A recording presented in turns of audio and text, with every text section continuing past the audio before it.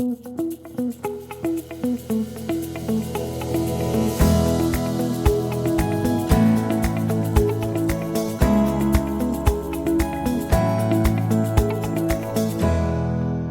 to Inside Photo Organizing, from DIY to Pro. I am Allison Friedman from Arrange Wander Focus of Chicago, Illinois. I am Susan Wallach from Save a Memory of Northern Colorado. This podcast focuses on preserving memories and stories through our photos and videos. Together, we will provide photo organizing tips and tricks for everyone from the person who wants to do it yourself to other pros in our industry.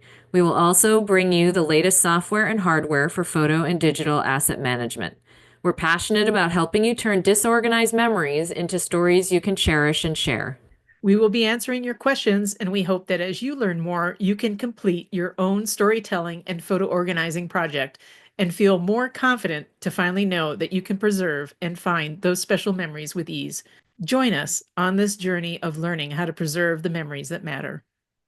There it is. Good morning, Allison. Good morning, Susan. How are you today? Good. I hear you got your heat back. I did get my heat back, but I decided not to change my background just yet because it is snowing outside. So to have fun in the winter, I'll just keep my pretty snow scene. This is actually Maine. I can't remember if I said that last month or not, but it's been a long day for me already. I am an early riser, but the 4:15-ish a.m. College kid drop off at the airport was this morning. Yikes. So I've already been up for quite some time. Those are brutal when you have to have a 6 o'clock flight. It is brutal, but I actually don't mind them because when I had to travel a lot in my prior life, they allowed me to actually go on, like, have a final night at home before I had to leave. Right. And they're rarely canceled. So, I fly out of O'Hare. So that's a big deal. Right. The 6 a.m. Anyway. Yeah, exactly. Anyway. Oh, good. Yeah. Yeah. How So are the cats? Good. Yeah. The kitten? Kitten is still, I haven't let her out yet, so she's still in her bedroom. I don't want to take the chance of them, knocking something over disastrously while I'm on the air. So It'll be yeah, pretty fun though. comes out. I have to say. She comes That out would under make, yeah. That would under make a very funny video. See what I did there? Yeah, it would. Yeah, so no, she's under her in her room, and she comes out under supervised release so I can get to know her. She's still very skittish, so she hides under a lot of furniture, but she's doing better. Yeah, she loves, I don't know if you have ever had a cat, but they absolutely love this red laser thing. And I used to have, when I taught a lot, this remote mouse that, could point on the board and would advance your PowerPoint and everything. And so now I just use it as a cat toy.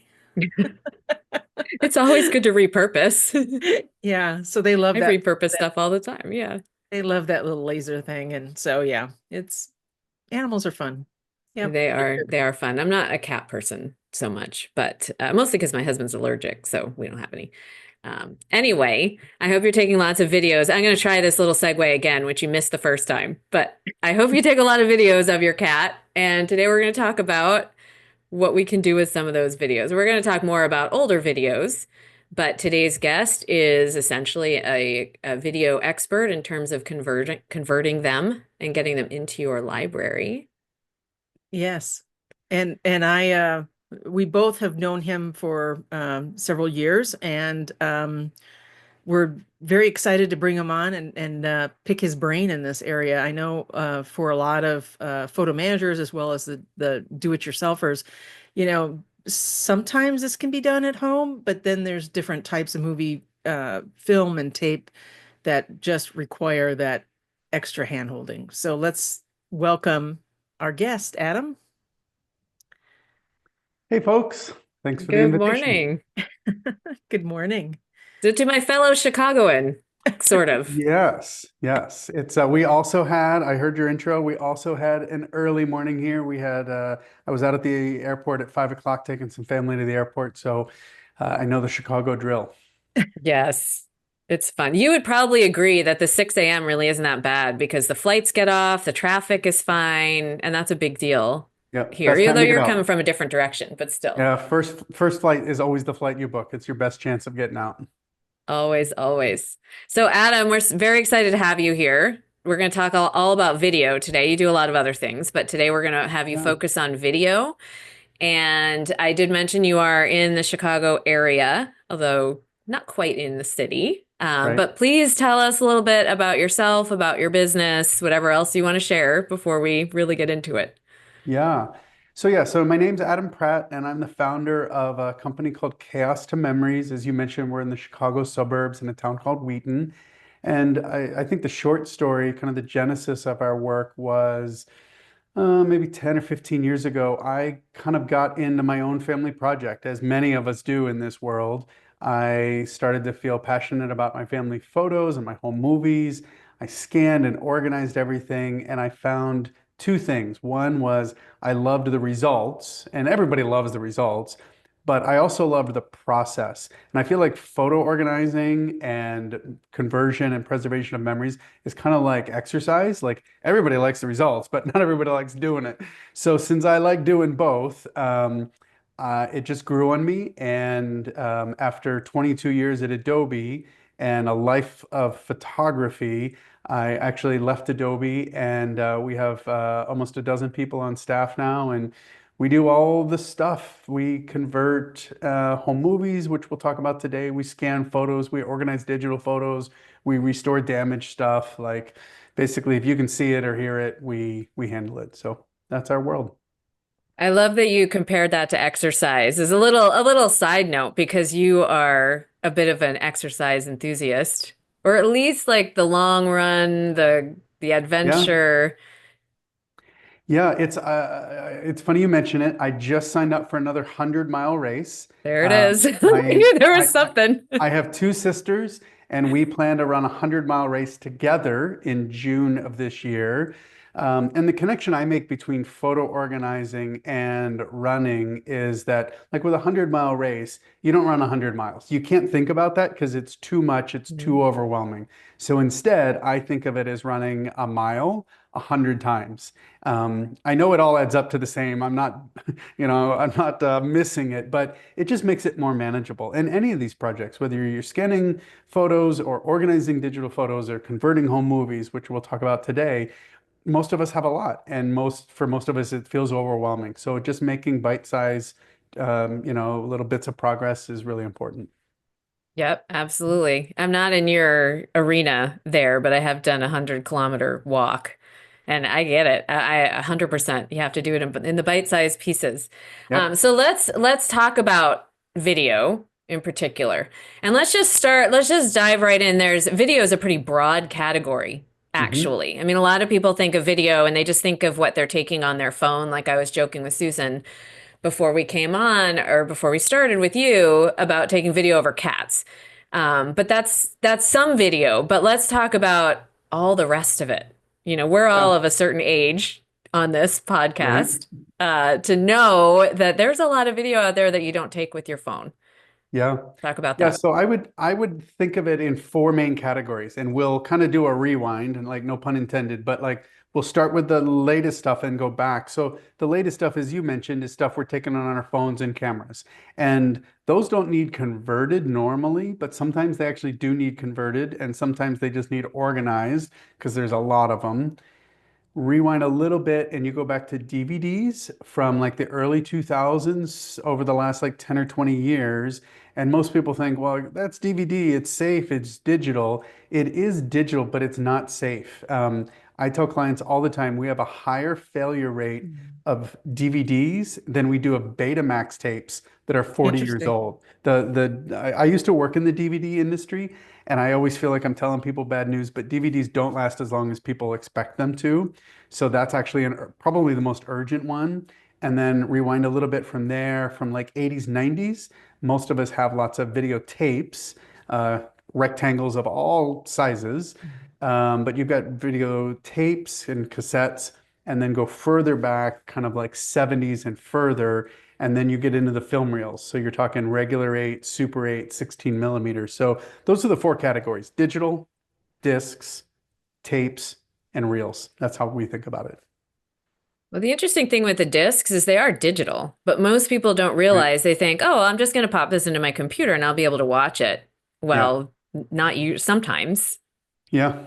Yeah. but not usually. Our average failure rate is 10 to 20% on any given project. Some are less, like some are totally fine, and sometimes like half of them just don't work anymore. And the tricky thing with discs is there's kind of nothing to do, right? It doesn't work and you're not going to fix it. Like if we get a broken videotape that got chewed up by a VCR in the 80s, we can cut that out, splice it together, no problem. Old videotape that or old film reel that's moldy or damaged, we can repair that. We do it all day long, but there's not really repairing a DVD, so there is some urgency there. Well, because the material that creates the DVD is what is most vulnerable for scratches and for Yeah, deterioration. And once that material that contains the digital matter degrades, there's no getting it back. right. And And the other unlike, issue is they don't finalize some of those discs. yeah, Remember right. those Yeah, cameras and you had to finalize it? People run all into too problems with well. that. Yeah, we also do a fair bit of audio conversion here, and so we've got really nice turntables.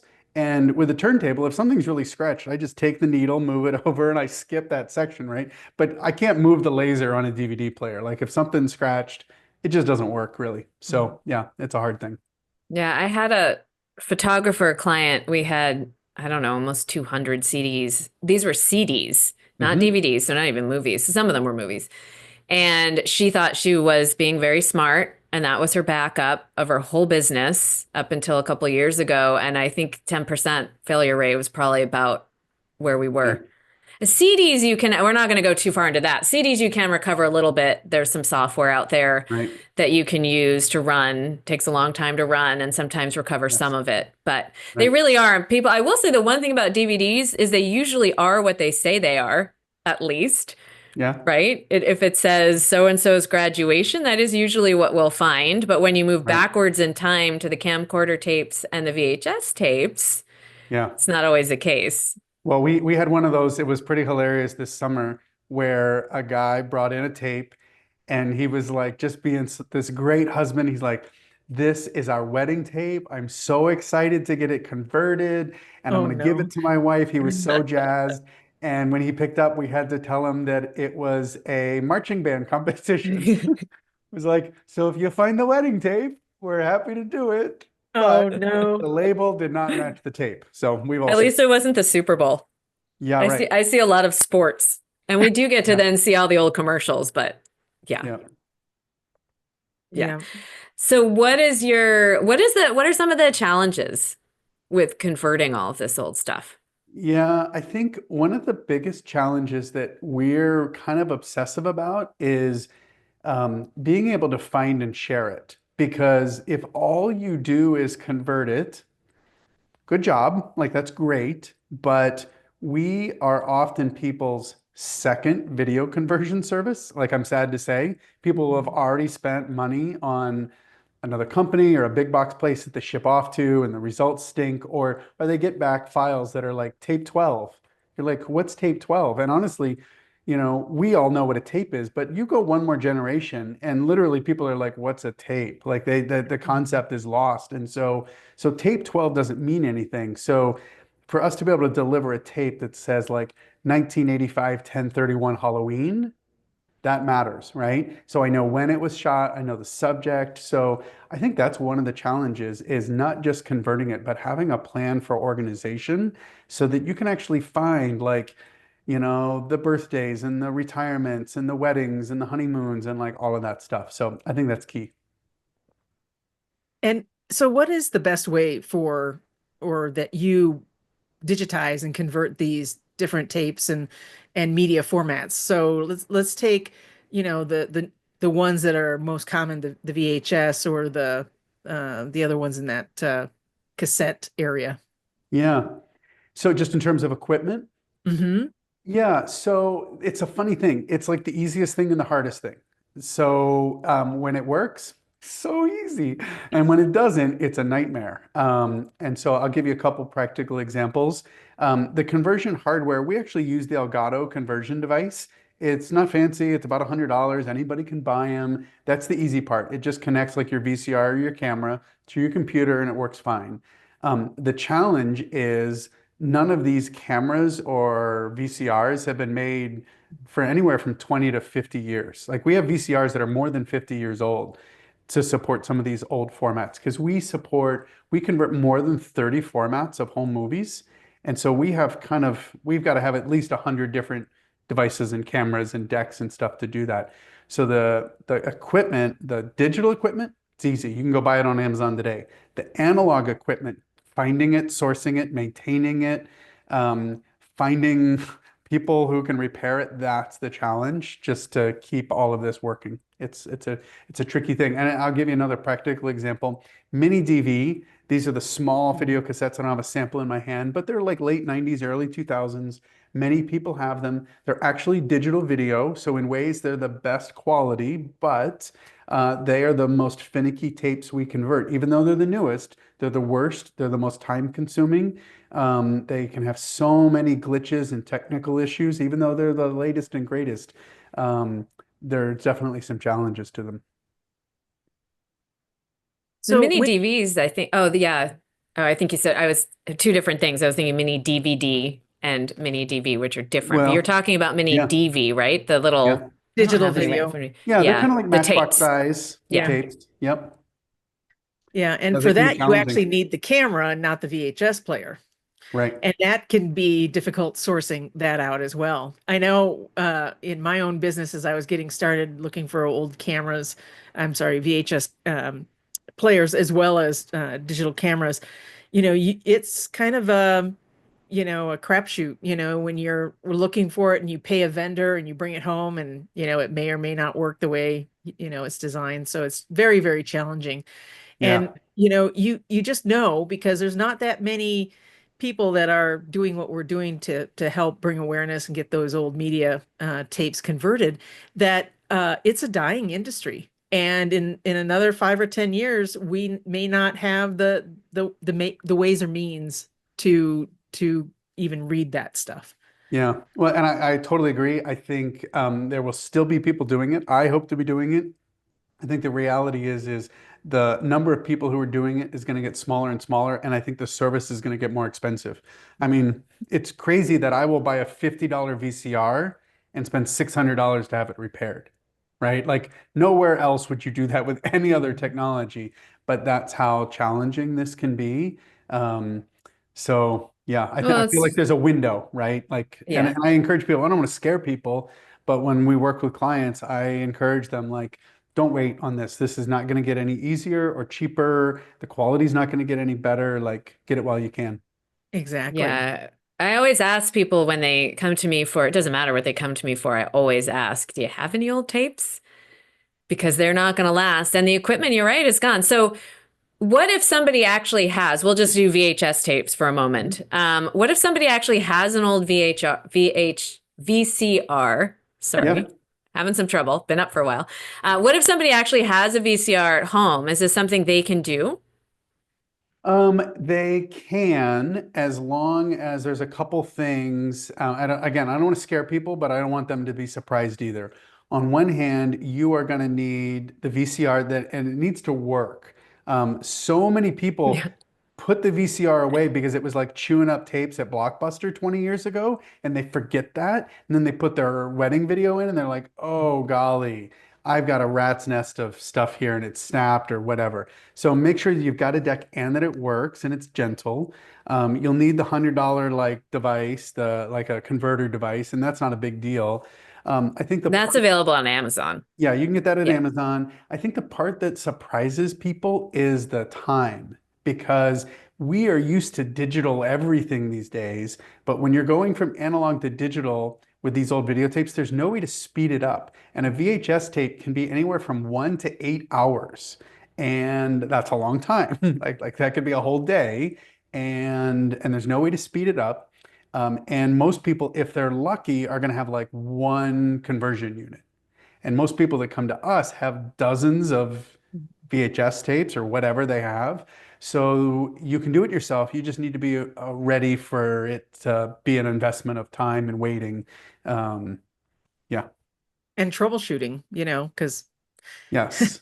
It could be a software glitch, could be a cable glitch, and back to the cleanliness of the VHS player. It may stutter and eat up your tape, so you want to make Right. sure that's clean before you get started. So many Yeah. things. Well, and Susan, speaking of clean, I'm glad you mentioned it because the other thing that we do, in addition to converting tapes, we will also repair damaged ones and we will also clean moldy ones. And so not everybody thinks to look for that. So if you have an old tape that it's moldy and you run it through your VCR, you have just now probably cross-contaminated all your other videotapes, which stinks. And so we inspect everything ahead of time. We rewind and inspect, and if necessary, we will clean all of those, and we actually clean them in a dedicated VCR. It's our moldy tapes only VCR, Mhm. um, with half the guts missing, so we can, do that cleaning. So keeping all that stuff clean and separate is also important. You don't want to make the project worse. You Yeah. also don't want to fool with that in your house. You just said you have a dedicated room. You do not want to be fooling with mold Right. in your house. Yeah. Whenever I see anything, I always take a quick look first. If I see anything at all suspect, we go outside, Yeah. honestly. And I don't do moldy tapes. I'm actually happy to know that you do it. I usually send them away. Yeah. Although you're a little far from me, it'd probably take me the same amount of time. But nobody should be dealing with moldy anything, and photos too, Yeah. in your house and Yeah. without Yeah. gloves and without a mask. Right. Yeah. It's a bad environmental risk. So do you use special software besides what Elgato gives you with to Yeah. when you're We done do. capturing these movies? What do you do on the back end? Yeah, it depends on what the source is and the condition of it. People, our clients sometimes ask us, like, do you kind of enhance VHS tapes? And we don't actually. I mean, we love them. All of my VHS tapes are converted, but the quality's not awesome, right? It's 30 or 40 years old. It is what it is. We don't really enhance it. We don't up-res it, upscale it, or anything like that. We just get what we can. I'm kind of a purist that way about everything we do. Like, we could do stuff that from a marketing perspective would probably sound fancier, but we just get what we get and we get the best quality we can. The area where we do some special post-processing is when we convert film. So we've got a couple of film machines. We do a lot of film conversion. So not discs or tapes, but actually reel-to-reel film. We do a lot of that, and we do some extra post-processing there because it's an optical process instead of a magnetic tape. And so we can reduce noise, minimize scratches. We can color like white balance and color balance things. And we can also change exposure and brightness and things like that. Because if you remember those old film reels, when you were outside, generally they looked pretty good. And when you went inside for Christmas morning or your cousin's wedding or whatever, the lighting was terrible, and they tended to be really dark. So that's where we do most of our kind of video post-processing. And we do that with Adobe Premiere. And then there's a company called Neat. They make a plugin called Neat Video, that works really well. And so that's our kind of favorite combination. Nice.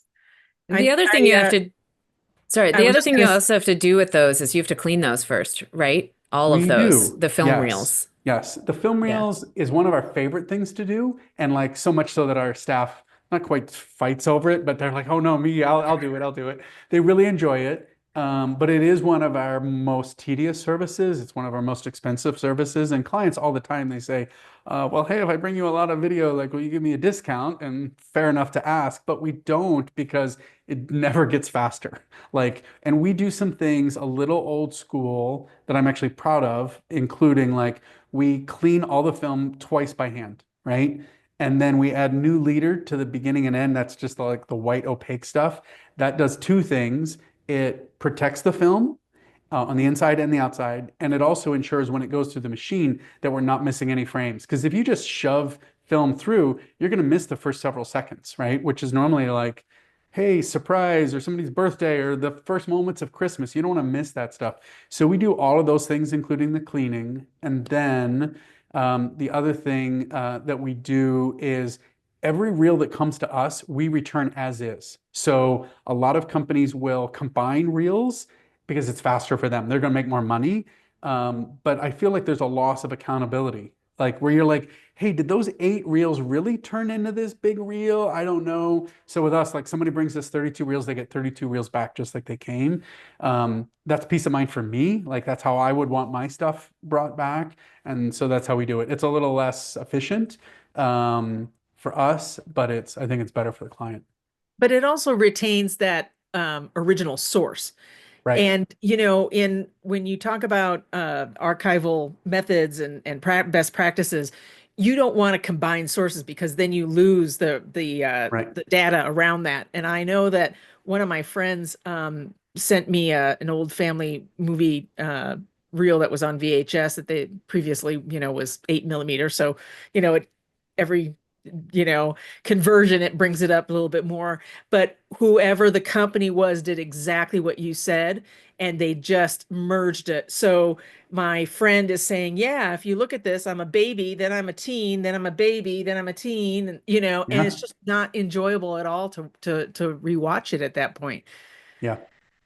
Yeah, we So, see that a lot. And actually going back to my earlier comment about not delivering files called like tape 12 or reel 17, that specificity helps us deliver a file like of somebody's first communion in 1962 or when they went to see Mount Rushmore in 1967, like whatever it was, yeah, it helps us retain those clues. exactly. Because you might have something written on the outside of the can that Right. says, Bob, Jane, and Billy going to Yellowstone or something. Yeah. Yeah. Do you Yeah. suggest people keep those reels? I know you give them Uh, back, right, when you're done, right. but I am sure people ask you this when you hand them back and say, well, what do I do with these? Yeah, so I'm always torn. I'm That's kind why of I a asked you the purger. question. Yeah, like Everybody's always personally, torn. I'm a purger. Like I don't like to keep stuff, but the one thing I do keep is original photos and film reels. If I had to decide, like videotapes, what are you gonna do with them? You know what I mean? Like they're degrading. If I was gonna toss anything, I would toss the videotapes after I've converted them and backed them up. The film reels I do like to keep. The one thing that we suggest to clients is if they do want to keep them, we have special archival boxes made for all of those different like film reels and videotapes and all of that stuff. So we can deliver them back in not only the originals, but then inside archival boxes to keep them safe for as long as possible. And by doing that, they also take up less space. Most people come to us with Rubbermaid bins and shoe boxes, just stuff dumped in. But when you put them in a box made for them, it's just a little bit more tidy. That's Nice. interesting. People ask me the same question. I'm always like DVDs, VHS, there's really no reason to save those. But Right. just like everything else, the older stuff was created, it was made with such better quality. Yeah. I mean, I had to replace my washing machine. And my parents have had a washing machine in their house. They had it for like 50 years before that thing died. And mine Right. dies in like 8. Yeah. Right. And I think the same. I look at the old photos we got of the black and whites, the old black and whites, they're great. But Yeah. those, 80s double prints from Walgreens, not so much. I think film's the same. Yeah. I agree. Yeah. So when you look at these tools, you're talking about a variety of different options for people. What do you think is doable for the DIY, and when do you think somebody should say, "Whoa, this is beyond my skill. I think I should get a professional service to help"? Yeah, so I think the sweet spot is like the 80s and the 90s. If you're a DIY person and you've got VHS or high 8, video 8, digital 8, and you've got a camera or deck, get the $100 device, and as long as you're patient, you've got time, go ahead and do it yourself.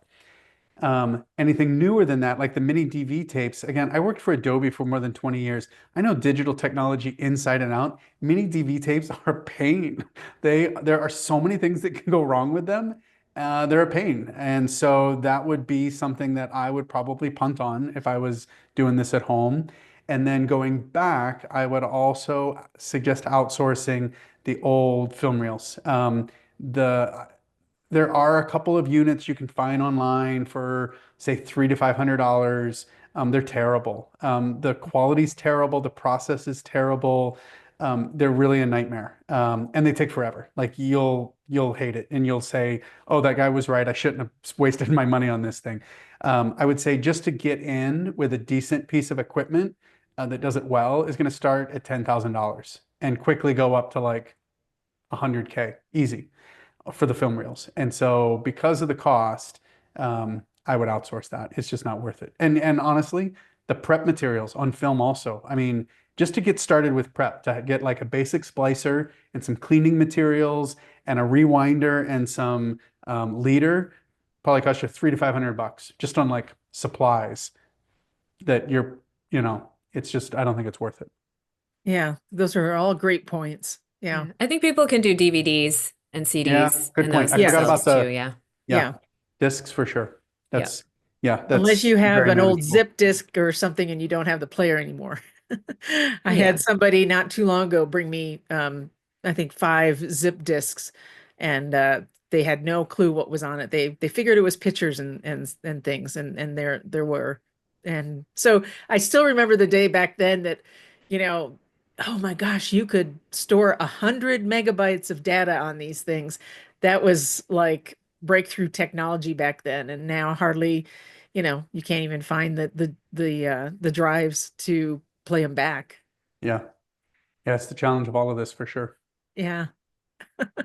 Gotta love technology, I think, in general to do what we do, because I have like a box full of cables. I have so much old technology just because I've been enjoying it, since it came out, and a lot of it I never got rid of. And now it actually benefits me because I Yeah. have those old computers, and devices that can read those Yeah. old discs. So, Well, Susan, it's interesting you say that. I'll give you an example that not everybody realizes. So I just tried to scare people off of doing mini DV. Part of the reason I did that is if you want to connect a mini DV camera to a modern computer with like the yes. USB-C ports, that requires at this point probably more than $200 of adapters because Apple actually has stopped making the Thunderbolt to Firewire adapter. So when we need new ones of those, I'm buying them used from Japan for about $200 each. And that's just this little 3-inch dongle. It's insane. Mhm. But Apple, a couple years ago, without any announcement, they just stopped manufacturing them. Nobody in the world manufactures them. You can only buy them used, mostly from overseas. So when you're spending hundreds of dollars just on connections, not even the equipment, it starts to get a little ridiculous. Yeah, Yeah. that's a great point. I think people don't realize they think because most of what we have now that is current is plug and play. You Yeah, buy something now and it's old if the connection is a USB and not a USB-C, but you can right. still do it. But what we're talking about is our connections that don't exist, right? And what Right. you're saying, I remember when I first started doing that, and I think I talked to you about it, and I'm like, why do I need 4 different cords to connect this Right. DV camcorder to my computer? And it is. I think it's 4 different connections Yeah. because they just don't exist anymore. Yeah. So you might be excited if you have your old camera, but there is a little bit more to it Yep. than The that. I connections will can be say you challenging. can buy CD and DVD players, Yeah. and those are USB, and you can plug them right in, and you can get them on Amazon. So if that's what you're dealing with, there's good news there. But the older Yeah. cameras, it's much, much harder. Yeah. And Allison, my only comment about the CD, you're totally right. But for anybody listening, if you buy a CD player to convert old CDs and DVDs, make sure you get a tray loading or one with a center spindle, not the slot loading, kind of like your old the dash, your car radio thing. The reason you don't want the slot loading is if you have any of the mini discs, those are not going to work. They'll damage the discs or kill the drive. So just make sure you get the tray loading Yeah. for best compatibility. But even with the regular size CDs, sometimes they don't eject. And then you're Yeah. trying to Yeah. figure out how you get them out, and sometimes the Yep. paper clip The works. paperclip. Yeah, I remember did that? it, I Susan. keep I did paper it clips just right last here. week. Yes, I've these are all got the one right tricks. here. But if you've got one of those old laptops like the old I Mac keep that this has, little guy handy right yeah, here so I could shove it in exactly. there. Yeah. But if you've got an old MacBook and you've got that disk drive that doesn't, eject through a tray, Right. you have to do it through command line sometimes, Yeah.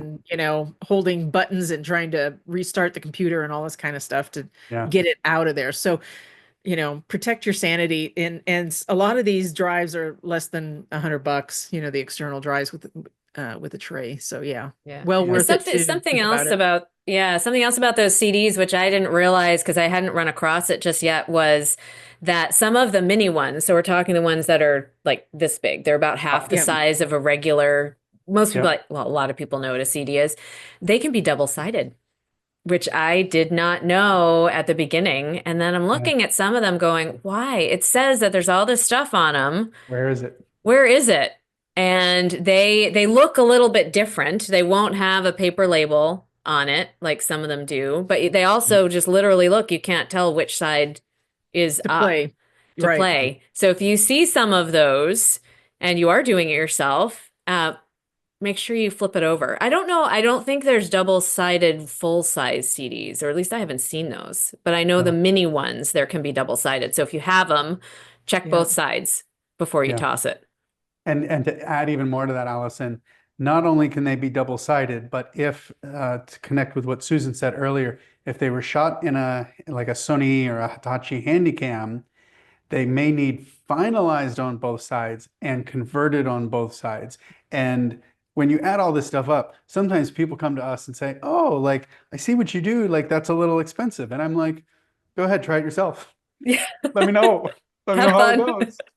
And then you see all these complications and other factors that people don't realize or they're surprised by. Because the worst thing for me would be for somebody to do it DIY, go home and be like, "Oh, I thought our Disney World trip was on here, but it seems to be blank. I'm going to just throw it away," right? I've heard Right. stories like this all the time. And I'm like, with the right equipment and knowledge, like all your videos are there, but it's not obvious and or easy.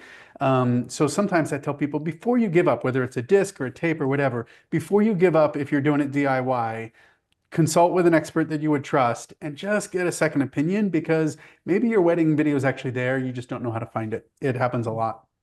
Right. Yeah. Yeah, Good point. yeah, sometimes it's as simple. I've had some that for whatever reason, they will play on one device and not another device. They Yes. will play on a Windows machine, but not on the Mac or vice Yeah. versa. And so when I get something that appears to be damaged or blank, I literally try it on every piece of equipment that I have Yeah. before determining. And almost always there is something there. Yeah. Well, some of So, that old encoding for the way you built the DVD or the movie video is a software product. It's a program that is what is telling that disk, how to handle itself when it goes into a computer. So if it was built on a Windows device, there may be Windows drivers that are required, and a Mac's not going to have that. So same thing with Yeah. VHS tapes. You can't always say, "Oh, I'm just going to buy one old VHS player and think that all the tapes are going to play on that," and that's not Yeah. always the case either. Yeah.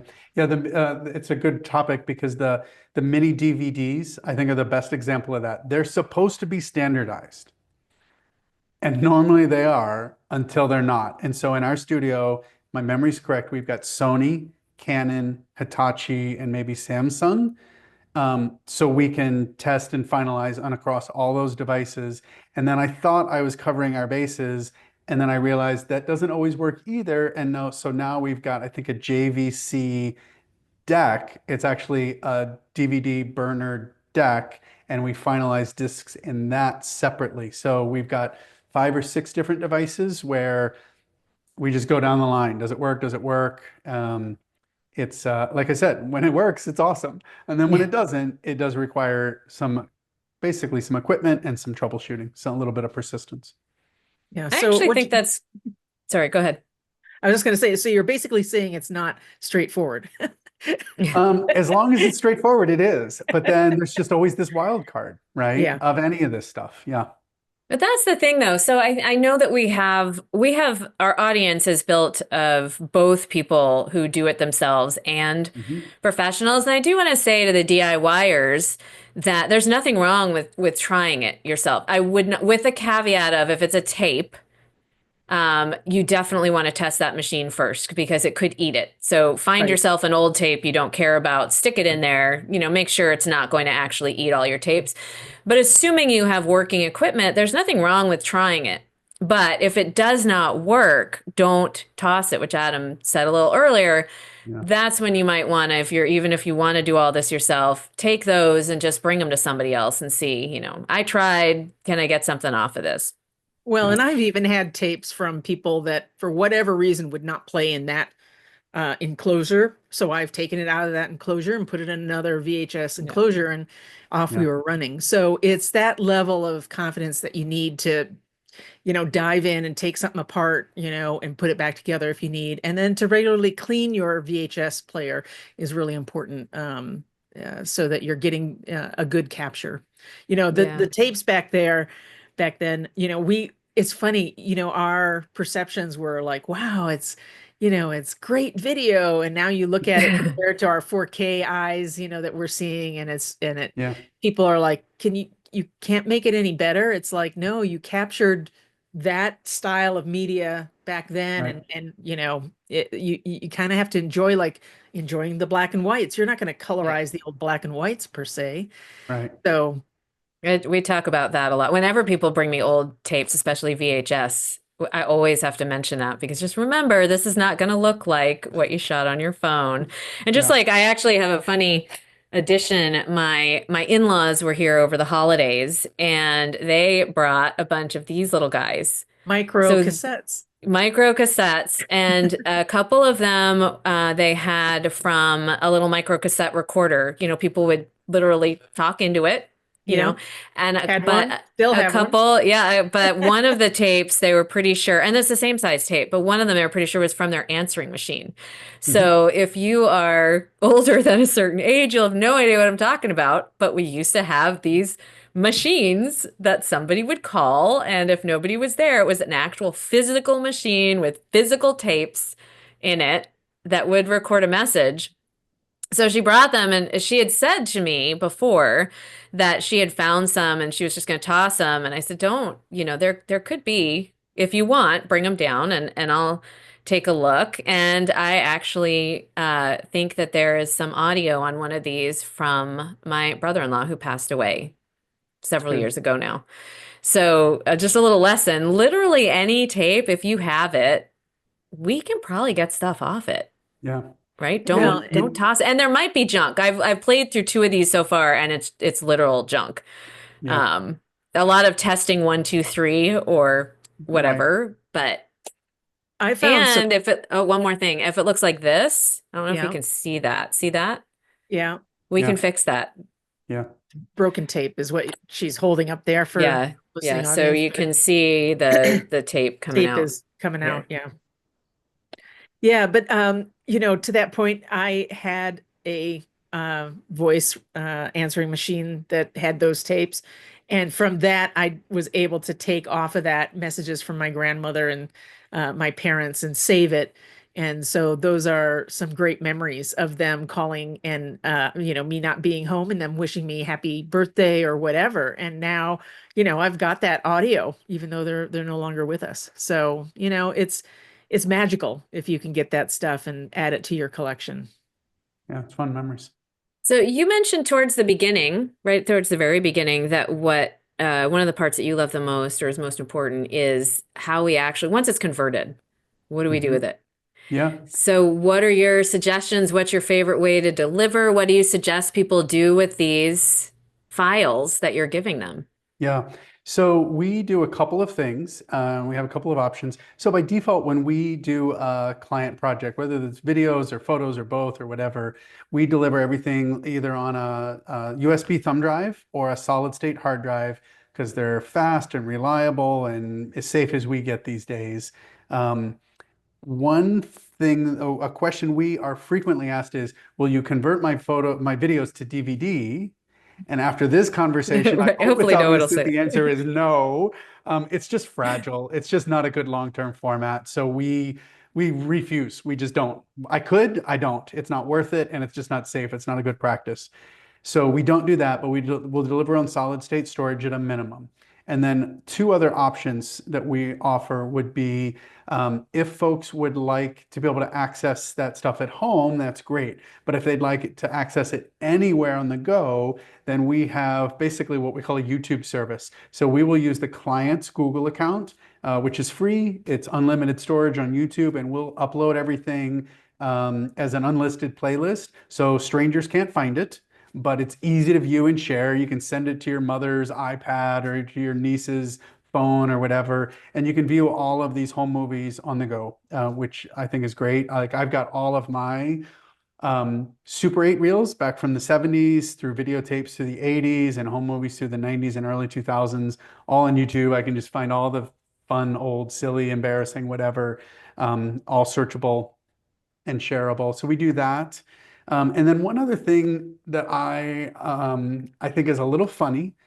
It's not a service we've been offering for long, but just this year, I had a client come in. We did a bunch of work for her, scanning and photo books and stuff. And then she said, "Hey, we have 5 little kids. We've got lots of crazy videos from life and vacations and all that stuff.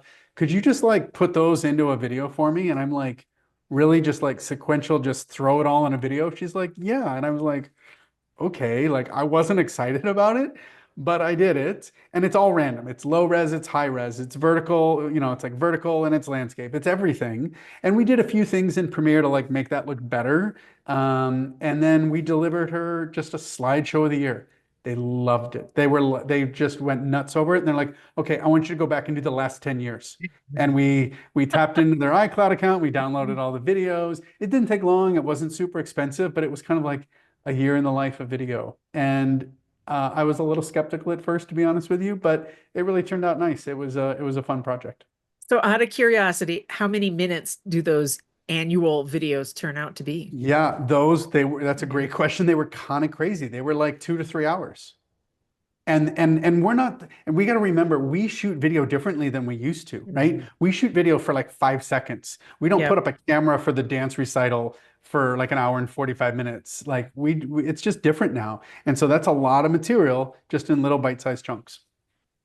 So there's this app that I've known about since it came out. I don't use it anymore because I found it personally annoying, but it may be advantageous for others, and that's the 1 second app. You've heard of One that second one. every day. Yeah, Yeah. 1 second every day. Yeah. And I do that. I actually think it's fun. And all it is for people who are listening, free app. Well, I mean, obviously there's a paid version, but you can use the yes. free app and you just add, they have a little calendar and you just click and you can pull one photo or video from your photo library per day. And then it'll create a movie. I want to go back. Actually, Susan, finish your thought because then I want to go back to the YouTube. I have a question there. Yeah.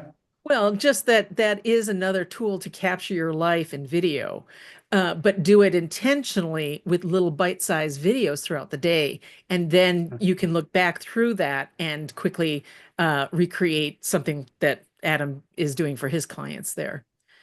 Yeah. That was just another way to do it. I find 1 second every day really fun. I've done it for a bit. I just finished off our 2024. And a funny story about that, actually, if people have been listening or paying attention or following me on social media, you know that I have had no heat in the upstairs of my house for a while now. And actually, it's fixed as of last week. Well, thank but we didn't realize quite how long. I kept saying it's been a couple of weeks. Well, on my 1 second every day, I had actually added a photo of our panel with the red emergency contractor. It was 2 full months that we Wow. were out of heat. And I only knew that because that video. Anyway, I but I digress. want to go back to yeah, I digress, as I often do. But your YouTube. So Yeah. I just want to have a little caution. I love that idea. Yeah. But one note of caution. So I have a client who came to me and she had all these old videos. They were on a drive. There were things that somebody had converted from Reel, most of them, and some other formats. And they're all essentially there. They're not named anything helpful, but they're there. And she said that I think it was her brother, had done all the conversions or had them done a while ago and had put them on a private YouTube channel unlisted for the family. Well, the brother passed away unexpectedly and the YouTube channel was gone. So no one's entirely sure what happened to the account. You know, Google has all the software now has a lot of security issues around it. So I would just caution people, if you are going to do that, it's a great way to share, but that cannot be your only copy. You cannot rely on that because they were very lucky that she found a drive in his house with the originals. Otherwise, they were completely gone. Because people Yeah, think that's a great YouTube, point. oh, my brother has a copy and everybody can access it, but it's just that's one Yeah. copy. So this goes to backup, like we talk about pretty much every month on this Yeah. show, every single time. Don't rely on just YouTube. And my other point of caution is, yeah, it is free, but Hmm. there are strings there, such as you can lose it at any moment. Yeah. So Well, and because of how you're sharing with a link, that link can get into the hands of people that you may not even realize have access. Yeah. So, your permissions and everything are important. So just again, be cautious of the platforms. And one of the apps that Alice and I have talked about in the past is Projector, and that also is a video sharing and streaming app. And you may want to look into that as Yeah. well. yeah, Just another Yeah. way, but don't yeah, let that be your only source. yeah. Yeah. That's the main point is that don't Yeah. let anything be your only source. Yeah. Allison, I completely agree with you. The way we talk about that and the way we try to explain it to clients is we talk about backup versus access. So like YouTube or SmugMug or Vimeo or Projector or like anything where you put this stuff, totally cool. Like pick the one you like the best, but it's so that I can access it. It's not backup because I don't trust either the company or me to keep my account up to date or my credit card to expire. Like all these things that can happen. All of those, like, so if that goes away, like that would be annoying, but I don't really care because I've got the backup at home. Nobody cares Exactly. about my photos and videos like I do. So we hit that with our clients all the time. Like these are for access. They're not backup for sure. Yeah, I knew you knew that. No, I know. I A just, 1000%. But yeah, no, it's people good. It's a good listening call out. are everything from people who just find us because they've just realized that they have a photo video problem and they do some web Yeah. searching and hopefully they find our podcast. To Right. people who really know what they're doing. So and I think people are going to listen to what you said about YouTube and think, wow, that is a great idea. And it absolutely is a great idea. I just don't But want people thinking, just like Facebook, when you're yeah. posting your photos on Facebook, that is not Yep. where that's just access. It's Yeah. not Totally. where you should be storing anything. So, Yeah. And um, and the vendors, we're at their mercy, even if we're paying them. So another example, I stored a lot of stuff as a backup on AWS because as a Prime subscriber, the all your Amazon, photos, right? yeah, The Amazon Amazon, storage, yeah. yeah. So Amazon is the Amazon Photos is included. All originals you can upload to the Amazon Photos app. Well, it also included a certain quantity or storage limit for videos. And then beyond that, you had to pay. And then they stopped that. So, you never know because of these companies when they've got a, change in their method of delivering services, and they've decided, oh, we're not going to do that anymore. Google's famous Yeah. for that. Google had Yes. Picasa for a long time. It was a great I desktop liked app. Picasa. I loved Yeah. I Picasa. did. And then they moved it to the cloud, and they never continued development for the local desktop app. And so now Yeah. that it's all in the cloud, it's way more difficult to deal with. Mhm. It just presents so many more hurdles that people need to realize what you're doing, what you're getting yourself into. How are you going to manage it moving forward? That's Yeah. Yeah. that's the Everybody important. should have all their stuff on these. Right. This is a little SSD drive. They come in all different sizes, or, or a older external hard drive, which is a little bigger like that. You should Yeah. always have a copy of all your stuff on those, no matter where else it Yeah. is. I'm a Yeah. firm believer in that. Yeah. I don't want to sound like Chicken Little, but the reality is I can name more photo and video sharing services and apps That you can. that are no longer in business than are still in business, right? It's been a hot area. It's a common problem, right? Yeah. Everybody cares about their memories. So it's this universal issue. Lots and lots of companies, even really big multi-billion dollar companies, have taken a stab at this or multiple stabs. Some stick and have some staying power. A lot have come and gone. And so that's why we, deliver on Drive. You own it, you copy it, you keep it backed up. And then The sharing services, for better for worse, they're probably going to come and go. The companies are going to come and go. The products are going to come and go. The policies and the pricing are going to change. It's annoying, but if you've got the copy, you're good. Yeah. And the Pers- quality. That's the Yeah, other issue is when you upload on your own drives, like the one I just had, you have your full quality, whatever it was converted to. That's what you've got. But when yeah. you upload it somewhere else, a lot of them are compressed. I last week had another Shutterfly client. These people find me over and over again, and she's got, I don't know, 15,000 photos in there. And we can pull down, generally, my rule of thumb that I find is 80% of the originals are still there and able to extract after a little bit of effort, but the other 20% are these little thumbnails. And if Yeah. that 20% happens to include that one photo of grandma, on her 80th birthday, it matters. Yeah. So, yeah, moral of the story, we got a little bit off track as we always do, but with video and everything else, keep a copy local Yeah.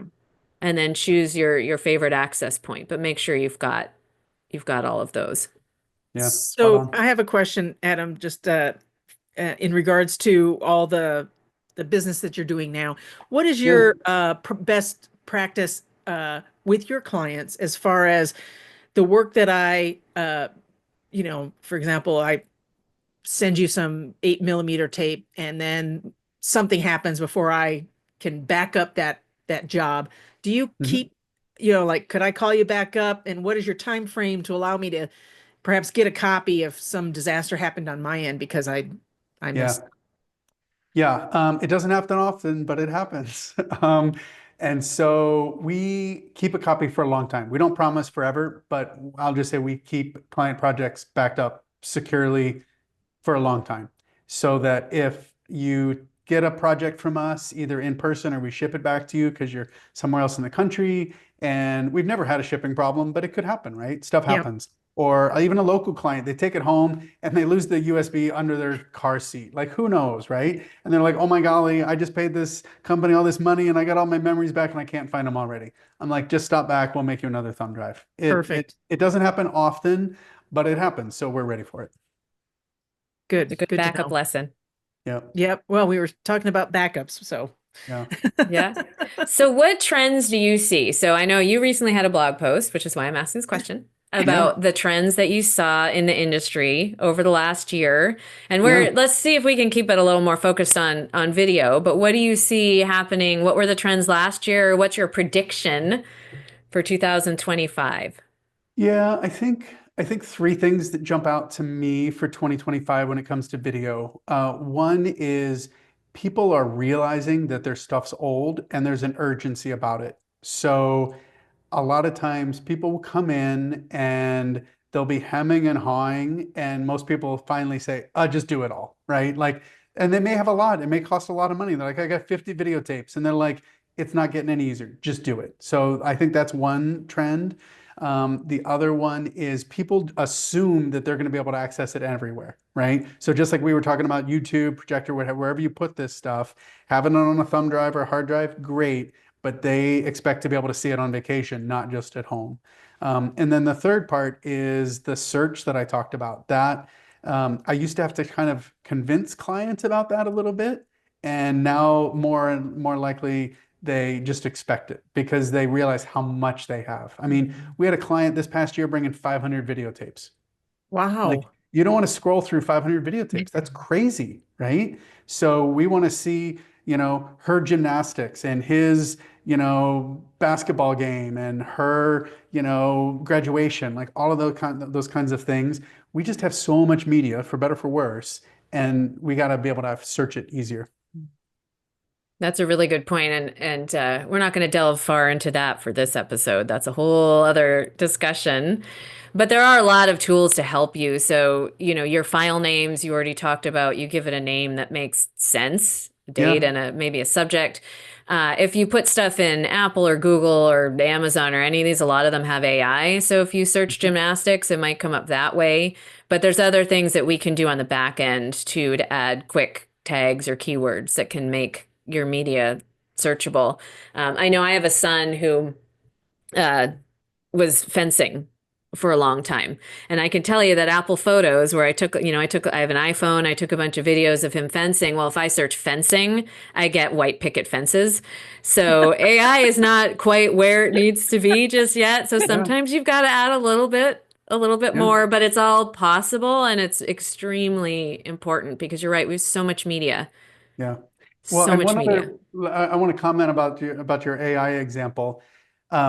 Again, I worked at Adobe. Adobe's making huge strides with AI, doing amazing things. I'm not like Mhm. anti-AI or technology. I live technology. However, the example I use where I'm a little cautious about it would be, you know, you've got an old home movie of your honeymoon. Like AI can go beach.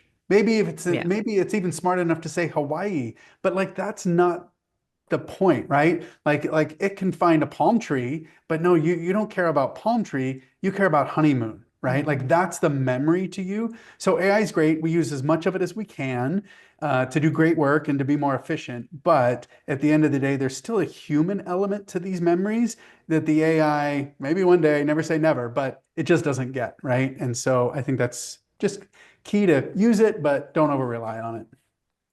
Yeah, and take the time. So if you are doing it yourself, you're listening and you have some equipment or maybe, whatever, and you're doing it yourself, take the extra couple minutes to properly name. If you do nothing else, properly name your files. And Yeah. I always use a date and some kind of subject Yep. because those are the most important things. And the other thing is video is we didn't really talk about this, but very, very fickle with dates Mm. video is. So I know that when you convert and when I convert and Susan, we all fix the date on the inside. In fact, I learned how to do that from you, Adam. We fix the date on the video itself, but it can be very, very fickle. So I always include the date on the file name because sometimes when you upload it somewhere else, all that care that you've taken to name it 1980, January 5th of 1980, all of a sudden it's January 6th of 2025 because that's when you uploaded it. But if you add it to the name, it's fixable or you can find it or all of those Exactly. things. Yeah. Well, and the other Yeah. thing is that I know personally when I work, and I know Adam, you probably offer this as well, and Allison, is when you get those VHS tapes, it's everything from, you know, um, Easter, Halloween, they'd save one tape, right? And you'd get a whole year's activity. And so what I give people is the whole tape, and then I chop it up. And then this way they've got little bite-sized chunks of just those events throughout that occurred on that tape. And that's very helpful. So depending on who you're using, make sure you figure out what is your end goal when you get this back. Mhm. Be read up on this, be knowledgeable about the services that you're getting from a vendor, and make sure that you demand the best. Yeah. Yeah. All right. Well, we have one final question for you, and it's our usual, what's the strangest photo in your collection? We'll let you use video if you Yeah. prefer. Of your own person. I suppose it could be your personal collection or something you've seen, but I like the personal ones better. So if Yeah. you got something Yeah. for us. So a little funny one that's very just it's just particular to me is that I have a video photo pair of me as a toddler down visiting family in Miami, Florida. And what I have is a still photograph on a negative that was scanned. And then I have a Super 8 film of the same scene at the same moment. And in the Super 8 film, you can actually see the flash go off, right? So Oh, how cool is that? and I actually have a couple of those. I have one of those with family in Florida, and then I have another one of those at an Easter gathering at my grandmother's house in Maryland just a few years later. So just this intersection of memories of moving pictures as well as still photos to literally see the same scene at the same moment from different angles in different ways. To me, it captures so much of what we do. I think of it as intersections, right? It's the intersection of like technology and creativity. It's also the intersection of looking forward and trying to preserve for the future, but also looking back at all of this old material and memory. So I just think those are cool examples of kind of the intersection of the work that we do. So clearly you got your love of all of this from your parents because somebody had a camera and a video camera to use at Yes. the same time. Yes. And not only that, but if anybody ever wants to visit our studio in Wheaton, Illinois, I have every camera and video camera I ever had growing up my whole life. We have them on display. I've got 110s, 35s. I've got the Bell and Howell Super 8 camera that my dad bought right before I was born in the 70s to capture all these memories. So we've got them all here. It's fun to put my hands on those same cameras and just think about those connections. I can vouch for that. It's a neat display, having visited you a Yeah, couple times. yeah, it's fun. Yeah, it's great. Well, thank you so much. This is very helpful. Hopefully, people have learned some things, both our DIYers and our experts.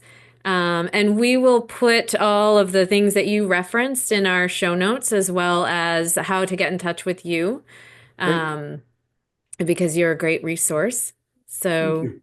thank you so much. Yeah, Yeah. thanks. It's Appreciate been it. such a pleasure, Adam, to pick Thanks, your brain. Susan. I love doing that. I could do that all day. Awesome. We'll see you guys soon. All All right. right. Thanks, Adam. Cheers. He's All so right. much fun to talk to. I've learned a So lot from knowledgeable. him.